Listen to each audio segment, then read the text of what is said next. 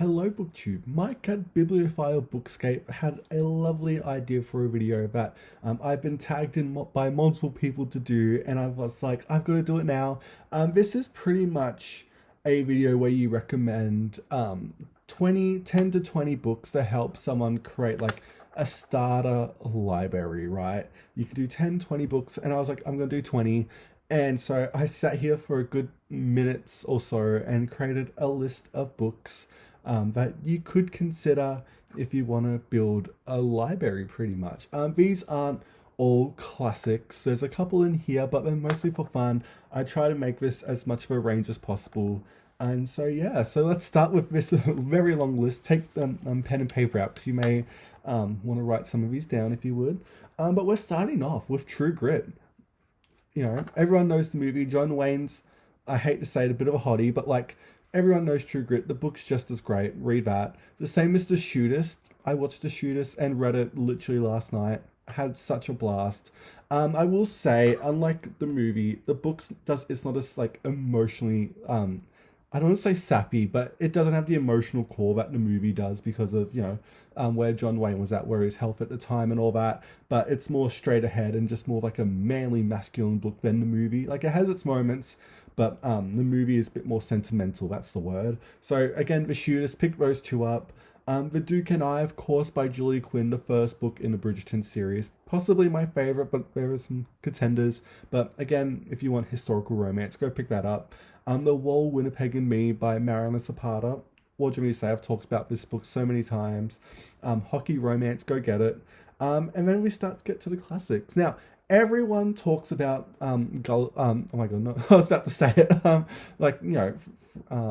Count of Monte Cristo and like Robert Louis Stevenson, a lot of the adventure books of the Victorians. Everyone recommends them, and I love those books just as much as everyone else. But I'm gonna say, go back a couple generations and give Gulliver's Travels by Jonathan Swift another try because it is so weird. And everyone talks about, the main places he goes. Like, everyone knows some of them. But the other places he goes are so interesting and kind of weird to think this work came out in the 1700s because it doesn't really feel like a 1700s novel. Like, I could easily see, like, it being big in the Middle Ages, like, in terms of the weirdness, or even the Victorians. But to think it was in the 1700s next to, Daniel Defoe is a bit weird, or Samuel Richardson. But Gulliver's Travels is such a fun book. So go pick up that. And then I've just got Shakespeare on here, just go to Complete Works. Dante, creator of fanfic himself. We love Dante. Get the Divine Comedy and read it with me because I haven't read the whole thing yet. So Don Quixote by Miguel de Cervantes. Just get it. Who's Afraid of Virginia Woolf by Albert Lee. We have a play here. My favorite play, to be honest. Besides like Shakespeare or whatever. Well, it's so relatable. I love Martha and George's relationship. Honest to God, couple goals at that point. The movie is just as iconic with Elizabeth Taylor as well. But the play is like a tragic comedy. There's so much going on, and it's so amazing. And the play is just as great. But it's one of those plays or movies where once you see the adaptation, you can't really think of it on its own anymore because the adaptation is just so iconic. So I will say that. Then I have Vindication for the Rights of Women by Mary Wollstonecraft, the mother of Mary Shelley, who done Frankenstein and all that. It will just read it. It'll get you a bit angry because not much has changed. A lot of the points that Mary raises in the Vindication, it's a bit scary to think that they're still not tackled with or dealt with or even solved at all. In a lot of ways, and to think that book came out the 1790s ish, and we're here hundreds of years later. It's a bit lot, but Mary, it's so passionate, and I think you'd really love it.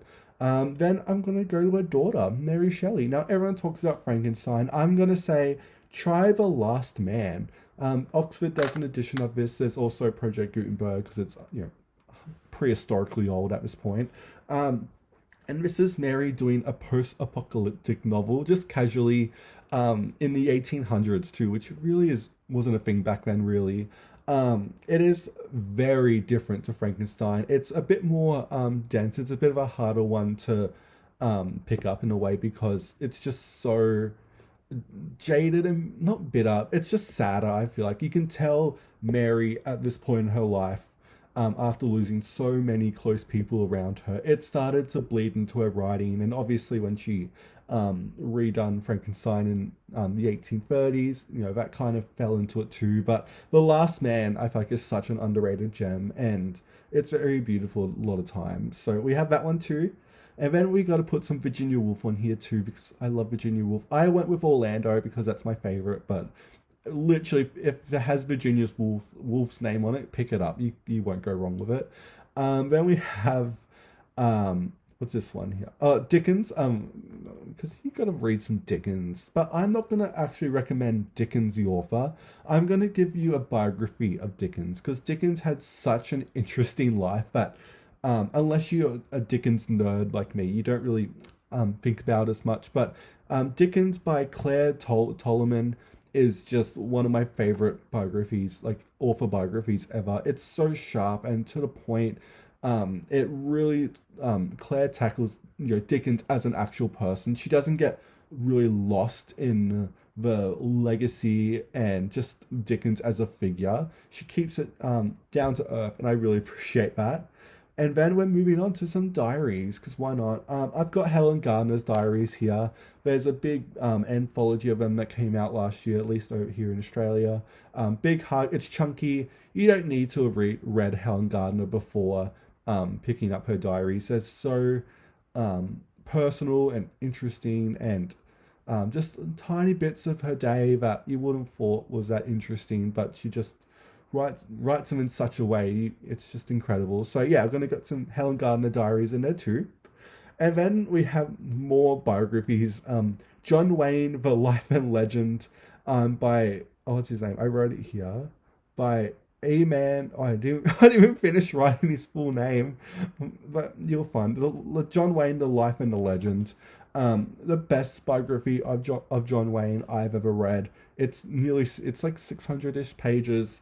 I've tried a couple of John Wayne biographies. I've always been let down by them because again, it's kind of like Dickens. They get lost in the person as a figure, and you don't get as much personal detail, I feel like, as much as you could. This, you get interviews with people who met John Wayne and worked with him. Like, it's so comprehensive in that way. And if you want a John Wayne biography, just pick up this one. Then we have Eternal Chalice by Juliet Wood. This is, and I have it right here to show you.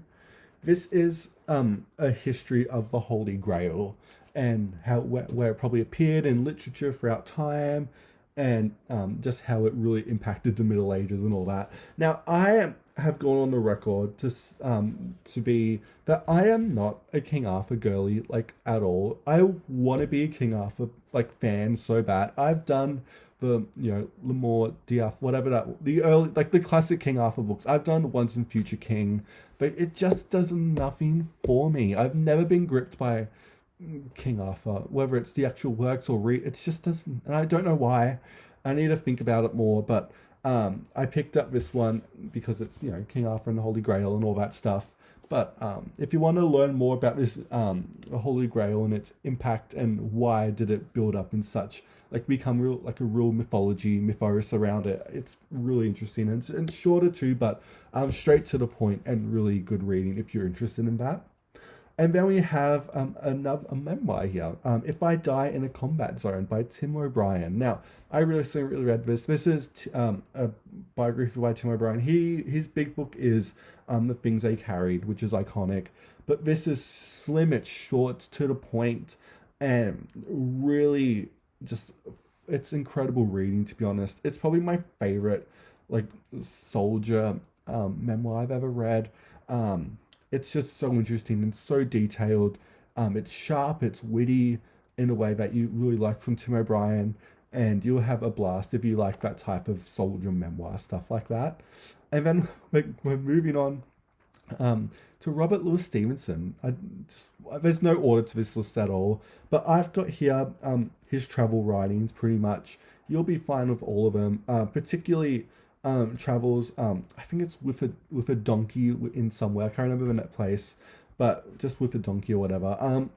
You will have a blast with Robert Louis Stevenson. He is a bit he does have a bit of a barrier around him because he is that bit older, but not really. Like he's Victorian. If people can read Dickens, they can do Robert Louis Stevenson. But you will have a blast with anything you pick up by Stevenson. Even his driest books are so fun.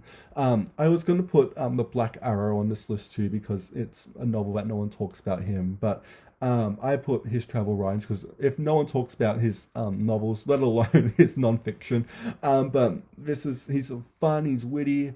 I was also going to put Mark Twain on this list too instead of Stevenson, but I decided to put Stevenson because he really paved the way for what travel writings would really become, especially in the 20th century. But you'll have a blast of Robert Louis Stevenson. So yeah, we have that. Then we have two more. The Voyage Beagle, again, more travel writings by Charles Darwin. This was him documenting his traveling as he wrote The Origin of Species, easily one of the most important books ever written. He's again witty, he's to the point, he's fun. And it's a great place to start if you want to do The Origin of Species. I always say pick up The Voyage Beagle first because you'll get a taste of Charles Darwin as a writer before you get bogged down in all of the sciencey stuff and all that. And it's a lighter tone than The Descent of Man and other stuff like that. But yeah, I'm gonna say The Voyage Beagle as well. It's slimmer and it's more accessible, but it's just as fun. It's really great reading. And then the last two books I have here, I did sneak in two, but they're technically by the same author, is Thomas de Quincey, because why not? He wrote two books that people still remember. One of them is The Confessions of an English Opioid Eater, which is him writing about his days of binging opium, and that's really it. All the things he sees, hallucinations, and the why. It's so weird. It really is. And then, of course, his iconic essay on murder, which is him seeing a body in the street in London or wherever he was. He was British, and being like, wow, that person who killed that man put a lot of effort into placing that body to actually killing him. I'm gonna go home and write an essay about that. And if that doesn't make you want to, if that doesn't intrigue you about this book, nothing will. It is so witty. It's taken seriously too, which I really love. And De Quincey, his essays are iconic. Pick up whenever you see him. If he's in like an anthology, you'll have a blast with him. But yeah, so Confessions and On Murder too. Those are my last two books here. And that is some books I'd recommend if you want to start a starter library with my stamp of approval. And yeah, let me know what you think about the books I've mentioned today. And thank you so much for watching BookTube, and I will see you next time.